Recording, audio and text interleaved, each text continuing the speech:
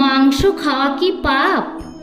ভগবান শ্রীকৃষ্ণ ও বেদের কাহিনী। অনেকেই প্রশ্ন করে, মাংস খাওয়া কি পাপ? যদি তাই হয়, তবে যারা জীবিকা চালায়, শিকার করে, তারা কি চিরকাল পাপী থেকে যায়?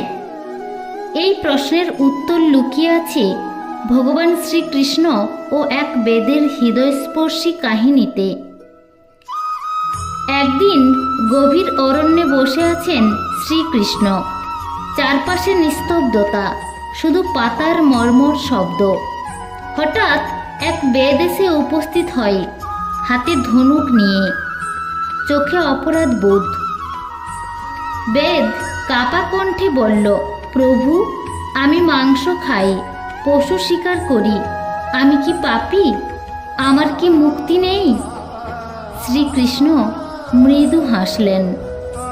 সে হাসিতে ছিল না বিচার, ছিল শুধু করুণা। তিনি বললেন, পাপ কর্মে নয়, পাপ লুকিয়ে থাকে ভাবনায়। বেদ বিস্ময়ে তাকিয়েছিল। শ্রীকৃষ্ণ বললেন, যে মানুষ লোভে নিষ্ঠুরতায় আনন্দের সঙ্গে হত্যা করে সে পাপী, কিন্তু যে মানুষ জীবনের তাগিদে পরিবার বাঁচাতে কোনো অহংকার ছাড়া কর্ম করে, তার হৃদয় যদি পবিত্র হয়, তবে সে পাপী নয়। বেদের চোখ ভিজে উঠল।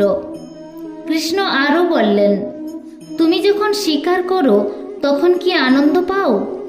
বেদ মাথা নত করে বলল, না প্রভু, আমার হৃদয় কাঁদে, কিন্তু আমার সন্তানদের মুখে অন্ন দিতে হয়।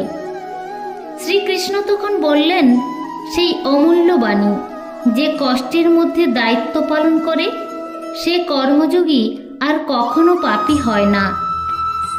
বেদ মাটিতে লুটিয়ে পড়ল, চোখের জল মাটিতে মিশে গেল। শ্রীকৃষ্ণ শেষবার বললেন, মাংস খাওয়া বা না খাওয়া বড় কথা নয়, বড় কথা হলো তোমার হৃদয়ে কতটা করুণা আছে।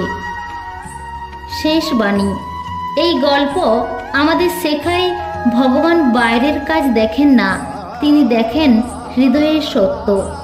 তাই কাউকে বিচার করার আগে মনে রাখবেন, পাপ কর্মে নয়, পাপ নিষ্ঠুরতায়। সবাই একসঙ্গে বলুন, জয় শ্রীকৃষ্ণ, জয় শ্রীকৃষ্ণ। গল্পটি ভালো লাগলে সকলের সঙ্গে শেয়ার করবেন। ধন্যবাদ।